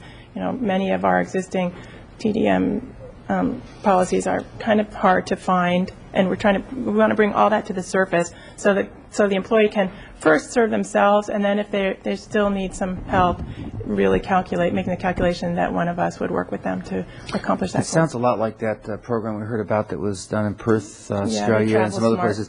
Yeah, exactly, where there's individualized marketing, tailoring programs, things like that. But that initiative taken by in that case, the government really produced a tremendous savings. And then lastly is about the relationship that we have with Traffic Solutions. It seems like this is a really important part, at least of some of the aspects here, that we have a relationship with them. You're talking about the car pooling part of it. We contribute to them. To what degree is this being integrated with their programs, and how do we benefit from that mutual exchange? And that seems like that would relate very closely. It's because they operate some of the buses, or did at least, right? Right? Okay, so help me on that a little bit. How does this dovetail into our Traffic Solutions program? Mr. Mayor Pro Tem and Councilmember House, we have been working with Traffic Solutions to develop these program upgrades. I'm probably remiss in not having Kent here today, but we've been working. Is he here? Oh, great. I didn't call him. I'm remiss in not calling him. Kent has put in a request to speak. Great, so. and so he'll speak a little bit to that as well. Importantly, we're not going to duplicate any of the services that they provide for us already. One of those services that they're upgrading currently is the carpool match list service, which is not only the online carpool matching, which allows people to match up with other city employees or other employees in the area that don't work for the city, but also provides us with basically a portal, a website that we can develop that allows our employees to seamlessly get into the services that Traffic Solutions provides, and also uniquely subscribe to the contests that we'll be hosting on our own as we do now. So we're really excited about these upgrades coming at a time when Traffic Solutions is ready to help us implement them. Very good. Thank you very much.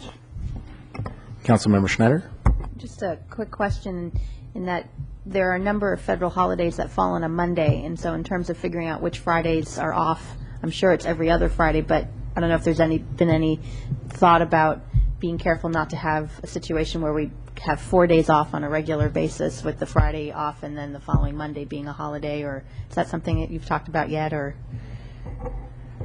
Most cities that have done this, I mean, it is something that we can look at as part of our interdepartmental committee, but most cities that have done this haven't tried to move things around to not end up with a 4-day weekend. Most cities would just let that happen where it naturally happens. I mean, it's great for staff. I'm just thinking of of the public who might need to access city services and to have that local time without being able to do so. So maybe it's just the way you started off and it just ends up working that way each year. I'm not sure. Council, I've worked in 2 other organizations where we went to a 4-day work week. We actually went to a 4-10. And when the holiday fell on a Monday, or even a Friday for that matter, we were just closed those 4 days, and the public was aware of it, and we just made up for that service when we came back to work. So, there was a little bit of concern initially, but they got used to it. They knew it was Christmas Day or New Year's Day, and we weren't going to be open that day, and so there's 4 days where they can't get service. I also had one question. Do we have a public comment on this? Yeah, we do. We do, okay. I had one question. Couldn't we just make, when the due date falls on one of these Fridays, just mean that that we don't penalize anybody who's bringing in their bill over the weekend, and we just count Monday as Friday? I mean, isn't that the kind? That's the isn't kind that of thing. Superior customer service. And I've worked in an agency, and quite honestly, when we went to it, I wasn't a real big fan of it. But those are the kinds of things that just happen naturally. We're not going to have a due date on a Friday and then turn somebody's water off if they can't deliver it. I mean, you really need to view it as it's almost like a Saturday and a Sunday. We're closed. Our offices are closed on Saturdays and Sundays, and somehow we figure out how to make it happen. Over Thanksgiving, we're closed on Thursday, Friday, Saturday, and Sunday, and the services get delivered. And we create, administrative mechanisms to make all of those things happen, and that's what our intent is here. So I think the most important thing is the public information part of it, of letting the public know when you're closed. But we will not, we'll have a few glitches for implementation. We will work closely to try and figure out how to avoid as many as we can. But this is a pretty widespread type of scheduling system used by governmental agencies throughout the state. We'll learn from those. A lot of them have been doing this for 10 or 15 years. There are some inconveniences, but the flip of it is you'll find a lot of contractors, for example, will appreciate the fact that we will open up our counter hours and development services earlier, because that's an area, they start early. The ability to pay your bill after 5 o'clock is a real convenience to folks who are commuting in, and they tend to have trade-offs. What amazed me in the implementation of this is how smoothly it goes and how few public comments you actually get and complaints. And if you think about it, we do most of our business with folks now by mail and by phone and by computer. The number of people who actually come to our counters other than over in development services is actually fairly limited. But we're committed to make it work smoothly, and it'll be an education process. Thank you. We have two requests to speak. The first is Kent Epperson.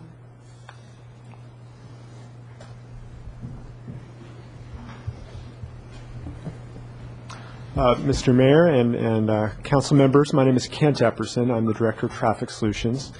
And I want to thank Councilman House for mentioning the traffic solutions in City Connection. And we have been working closely with the city staff. It's kind of interesting. I think it was about 3.5 years ago. We had been working with the city, mainly it seemed as if in a capacity of kind of as a partner to reduce traffic congestion in downtown. And at one point I remember turning to Drew and asking her, well, what does the city offer their employees in terms of commuter benefits? And I saw her kind of shuffle around in her seat a little bit, felt a little uncomfortable. That was before the city offered the MyRide Pass to employees. It was before the Breezer bicycles. It was before the FlexWorks Santa Barbara program that you guys have implemented.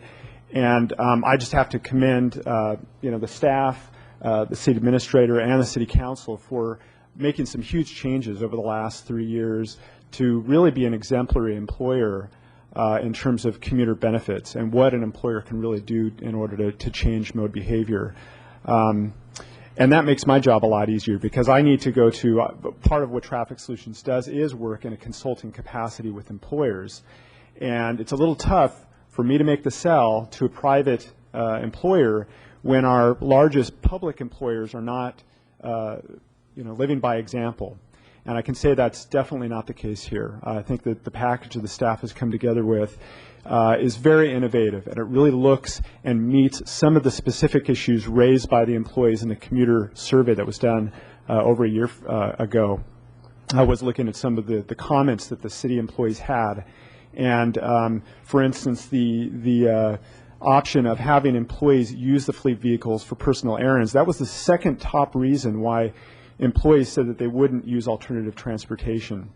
And that's an innovative program, and I really like that that's part of the strategy. I just also wanted to mention a couple other things that I'm very happy were included. The fact that commuter bus services will now be part of the transit benefit package that you offer your employees. It's been an MTD transit benefit, and since Traffic Solutions operates the Clean Air Express and the Coastal Express, those were excluded, and it's often been the case, and so we're really happy to see that that's been brought into the fold here as well. I think that's a really good equity issue. The one thing I might add is that you might think about also offering the same level of benefit for van poolers as well, because not always does a transit schedule meet the schedules, so that might be something you want to consider.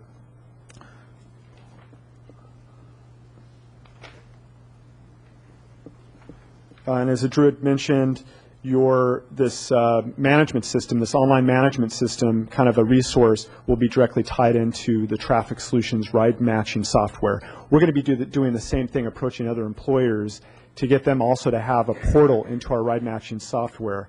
It'll be a one-stop shopping with all the employer information as well as carpool, vanpool, and transit options all on one page. And with a click of the button, they can email all those that they want to carpool with. The only other thing I wanted to finish on is this is the first time I've read through the flexible schedule piece of this, which I think is outstanding that the city's been very proactive in this regard. The one thing I think that you might want to consider is a little bit of flexibility in this 980 that's developed. If it is every other Friday that employees get off, maybe offering, and maybe this is part of the package, I don't know, but allowing some employees maybe to arrive a little bit earlier and some a little bit later so that they can tailor their day a little bit around their own personal schedule and their work preferences. Also, that also will help them meet their carpool schedule, a transit schedule, a vanpool schedule. So if you make it not rigid and flexible within that, I think that would go a long way as well. And the cash incentive is outstanding, and I think this is kind of a direction that a lot of employers are going in. And I think it's a good thing to do the first step, and see how that works. And then if that has not achieved your goals, then you can look at this cash incentive. So with that, thank you very much, and great job. Mr. Pritchett?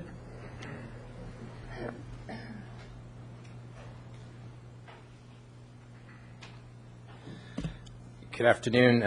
When I used to work for the feds, I calculated which Friday to take off would coincide with the most Monday holidays, and it's pretty much even, depending on which Friday it is. But employees think that way. I'm David Pritchett. As you know, this is an ambitious and extraordinary suite of incentives the city could offer. So commend everyone for putting this together. But I would like to clarify a point and make a suggestion. The staff report I read notes that city will provide free MyRide bus passes for MTD to city employees. I'd like to suggest and request that the MyRide passes also be given as an incentive to members of city boards, commissions, and committees.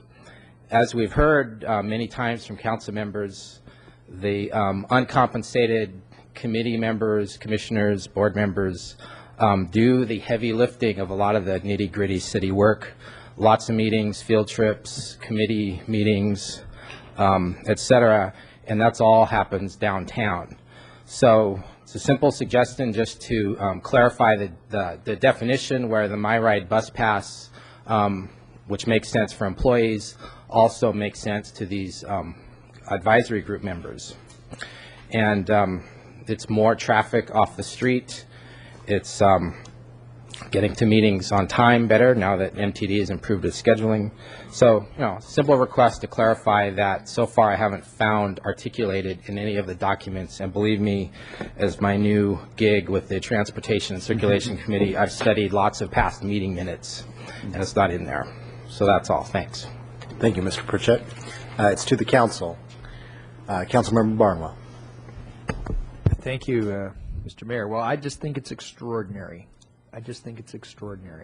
And I'm very happy that we're doing it. And it has so many community benefits in addition to benefits within our own internal organization. I think that I'm really glad we put Mr. Pritchett on the TCC because he seems to be coming up with some good ideas. I think his suggestion regarding boards and commissioners is an outstanding one, and I think that we should make that offer to those boards and commissioners because they are part of our city operation. I would ask a couple of questions on the carpooling issue of non-city employees. We want to, as I understand, we want to be able to include non-city employees in the carpool component. What about including non-city employees when someone, like council members, for example, will borrow a city vehicle to go to a conference in Long Beach and then come back again? As I understand it, non-city employees are prohibited from participating in rides like that. Is that correct? I believe Ms. Schneider has, no? Okay. Don't want to put her on the spot. I understand that I cannot take, for example, if I go to a conference in San Francisco and borrow a city car to do that conference, I cannot take my wife along. That's correct, but you can take another governmental employee, like you could bring a council member from why wouldn't we want to allow it to non-city employees like your spouse, for example? That's something we are exploring. Okay, good. Flex Car. Can you talk a little bit about that company called Flex Car? And does it fit into some edges of this discussion? Mr. Mayor Pro Tem, Councilmember Barnwell, excuse me. We have been exploring flex car sharing generally as a strategy for decreasing the hourly cost of our vehicle usage. We have a lot of cars that don't get used that we own, and we're exploring whether car sharing is a way to satisfy a couple of goals. One is to have employee use of vehicles during the day without having the risk of having them in our city-owned vehicles. Two is whether we can reduce our city-owned vehicle fleet by substituting an hourly car that's available to not only the city but the public at large. And yes, we're exploring that. We're not including that in this package because there's a serious revenue commitment that company needs to have for every car. And so if the city were to say that they wanted to bring a couple of flex cars into the community, as UCSB is doing currently, we would have to guarantee that the car had at least, each car had $800 per month revenue for the company. We don't pay that much for our own cars currently. The goal would be in the long run that we don't have to subsidize the flex car at all. We just don't know how long that timeline is. If we only need to subsidize a car for $800 a month for 6 months or so, then the long-term benefits might outweigh the short-term costs, but we haven't been able to decide yet whether that's the case or not. So we are exploring that's that. As we say, on a parallel track, but all this other stuff is going ahead. Are any other governmental agencies in the South Coast implementing a program similar to this one of ours, specifically the 980 scheduling, that you know of, like the county, city schools, et cetera, et cetera? I'm not aware of any. Actually, the city of Goleta is on I believe they work a 4-10, or either that or they're off on Friday afternoons or something every Friday. So they have a modified schedule. My understanding is that although the county doesn't have a formal 980 where they close offices, they have a much larger percentage of their employees on 980s. In fact, we've had a problem in some cases trying to recruit county employees to work for us because the schedule is so important to them. Oh, so they have an they do have a 980 schedule. Just like we do. We have a 980, but it's based upon the needs of each department and program area, and they have the ability, because they have larger departments and more employees, to offer that to more of their employees than we do. Okay.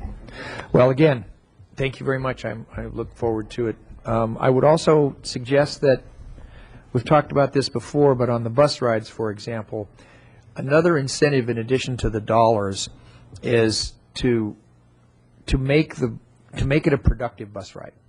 Not just that you got money because you're taking a bus, but that it is somehow productive. And I don't know the technology associated with it, but a mobile hot bus that allows you to use a laptop computer.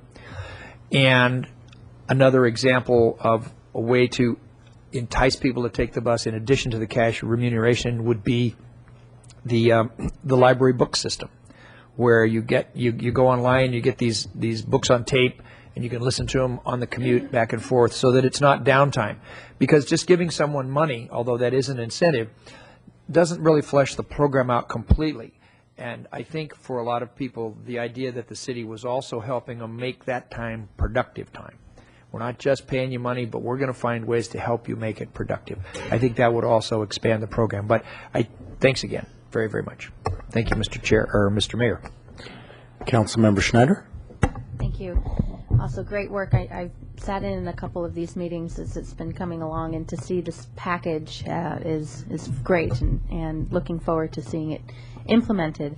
I'm assuming part of the risk assessment that you're going to do, one of the things that comes up in my mind in terms of using city vehicles for personal errands has to do with workers' comp and that kind of liability issues if there is an accident and they're not on work time, even though they're in a city vehicle. So I'm sure that's being taken care of, but I felt like I needed to vocalize that. But I think it's very exciting. And the other piece of the website, it's in the staff report of having a very easily understandable website and the information all there in one package. So it's not only when someone's first hired during the orientation process or as part of the recruitment process, but as their lives change or as things change in their home life, they're able to go back and remember what all the benefits are, because something that they don't think they need right from the beginning, they may need later. And that communication piece is so important to remember. You don't remember everything in orientation 6 months later because there's so much to learn. So that communication piece is really key, and all of this I think will really help the city of Santa Barbara be an employer of choice, which is something we all strive to be. And the 980 is I'm looking forward to seeing that happen, I think, for a lot of reasons in terms of not only employee morale and efficiency, but the enhanced customer service from Monday through Thursday and the reduction of commuter traffic on the 101. We can really implement a large piece of that, which is fabulous. And I also want to underline the great suggestion from Mr. Pritchett about the boards and commissions on the advisory committee, subcommittee that Mr. House and Mr. Barnwell and I worked on this past year. We kept talking about what are some of the ways we can recognize the very hard work of our board and commission members, and $50 in pizza once in a while doesn't quite cut it all the time, and this might be a great incentive and a great way of saying thank you. So I appreciate that suggestion, and I look forward to seeing this move forward. Thank you.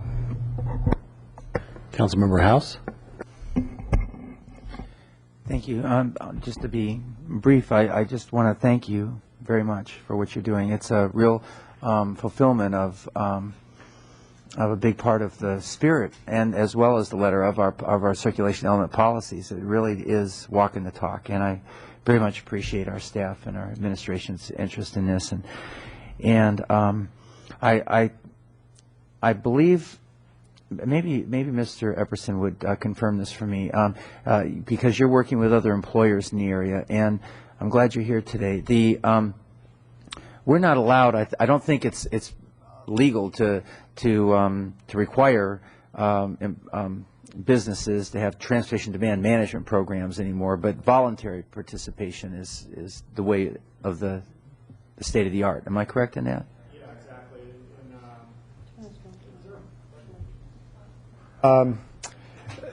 There was the ordinance that was a mandatory TDM program that was abandoned at the state level and then local level, and so now these programs are voluntary programs, and that makes it challenging for Traffic Solutions, but it also allows for some flexibility and innovation like you guys have come up with here. So it does say a lot that you're actually stepping forward. It's not something that's mandatory. This is you as an employer recognizing the importance of this. Well, the reason I raised that and asked you to come back was for-profit organizations to businesses, corporations, small businesses to take a transportation demand management approach or this kind of an approach, the alternative transportation incentive program. There's got to be some way to justify it. I mean, it's got to hit the bottom line, or recruitment and retention, not just a feel-good kind of a thing. And that's the business that you're in, right? I mean, making it plain to people. Exactly. I mean, it's making a case to the employers that this is not just a feel-good program. This is something that does help them meet their bottom line. It absolutely does and has been proven to reduce recruiting costs and improve retention. And it can increase productivity, things like telecommuting and flexible schedules. Happy employees are productive employees, and they stick around, and that's good for an employer. So they may be seen as an expense, but they really should be shown as a revenue generator for an employer, because they're really about saving the employer money, not costing them money. Very good. And then I guess then the last piece of it, and this is where it kind of ties together for me, it seems like over some period of time you should be able to turn around and look back and see if all those great promises, the promise of this kind of program has actually been fulfilling, that it's actually working. And so are there metrics, are there measures, are there ways to demonstrate? And if so, can we work together to do a really good job of that as time goes on? You work in with the private sector a great deal. Are you finding organizations able to justify this and then continue these programs once they've begun? I think so. For those employers that are committed to measuring those kind of before and after type of surveys, which I think is going to be the case actually with the city. There's going to be an enrollment, and there's going to be a way to track the success of this program. When you do that and you offer the kind of array of services that you're offering, you will see, I'm certain you will see an increase in alternative transportation use. It's all about collecting the data and figuring out the best way to convey that. But yeah, when it has been measured at the national level, that, yes, there are those measurable benefits. Yeah, we don't want to burden the system with too much measurement, but the Right. idea of being able to actually assess it. Thank you very much. And is that kind of an assessment sort of built into this program, or at benchmarking, or some way of looking back at some point and seeing how we're doing? Right. We have a few systems that are already in place thanks to the work of our administrative offices, and we have a telecommute code on our payroll timesheets now that never existed before January 1st. We have new reports that our payroll system can generate that would tell, thanks to the timekeepers who did some data entry for us to tell us who was on what types of schedules, what fraction of our employees are on 1080s, 980s, 410s, or some kind of other alternative schedule. And then with respect to the alternative transportation mode, we have, the last survey we did was last January, where we got these figures from regarding the commute, and we will do regular surveys with our employees. Those are a little bit less objective because we can only get the responses from the people who will respond, but they do still tell us quite a bit. Oh, that's great. Well, I just really appreciate it once again. And I know that if we do get to the point where we can get commuter rail, and those sightings that we talked about earlier could be a piece of that. But when we get to that, this will certainly fit nicely in with that program as well. Thank you. So no motion is necessary. This is just a report, but I did want to add something. I'm not sure that I agree that we are leading by example yet. I mean, I think staff's presentation has, and the stats that they showed show that we have a long way to go. Our policies are leading by example, but our practice is not yet. And I do want to say that, that's kind of pitiful. And we need to really, whatever it takes to get the city to lead by example all the way through the organization, I think we need to engage in, because I think it's really hard for us to be asking people from the public at large to use alternatives if we're not willing to do so ourselves. There's a lot of just cultural baggage. I feel like people are almost scared to death to not have their car within a block of them. And maybe we should have cardboard cutouts of pretend cars that they can carry with them as security blankets. But I mean, it's not that bad. I mean, I've almost never waited for a bus longer than 10 minutes, in this town. Average wait time is probably 2 minutes. Maybe that's because I cut it a little bit too close. And we have bikes and cars here for people who use those methods. I did ask the city administrator before this meeting if I could clarify a policy with in regards to city bikes, because I think at City Hall there's plenty of city bikes. They're just not well utilized by the staff that we have here. And I wanted to reiterate our policy that it is all right for people to take them home. If that means we have a traffic reduction and they bring it back the next day, it is okay for a city employee to take home a city bike. And we want people to use those alternatives. So there is not only a guaranteed ride home as a city policy, but you have a guaranteed ride home sitting bike stations downstairs. And I guess the last thing is along those lines is how many of our employees are using, for example, the Coda commuter lot. I'd be very curious about that, because maybe part of this is that, the prices there last time I checked were ridiculously cheap, and almost so cheap that it really didn't make sense to take alternative transportation when you can sign up for a space at the Coda commuter lot for 40-something bucks a month or whatever.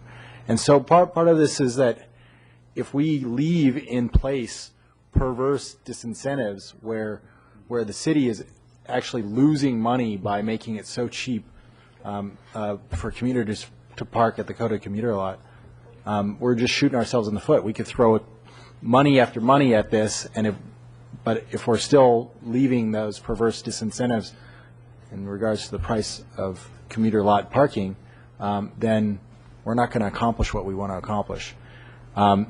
Lastly is just one more plug for good customer service.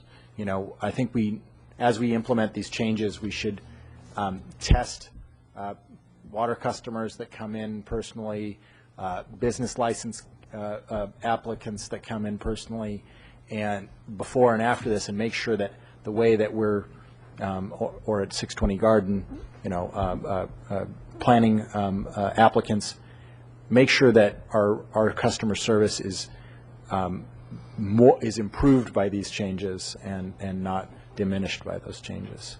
And I want to echo the need for My Ride passes for committee members. I think you've heard that from at least 3 today, so hopefully at the next iteration we'll have that included. Items 14 and 15 are closed session items. Do you have to read those? Item number 14 and 15, conference with legal counsel pending litigation. And do we have anything to report out? Mr. Mayor Pro Tem, no, we do not anticipate any reporting out on either of these items. Then I'd like to adjourn, but I'd also like to adjourn in the memory of Eric Carrillo, who died at Marburg on Saturday. Here, the rosary is 7:30 Thursday at Our Lady of Sorrows. And as a Marburg employee, this is someone who served the city.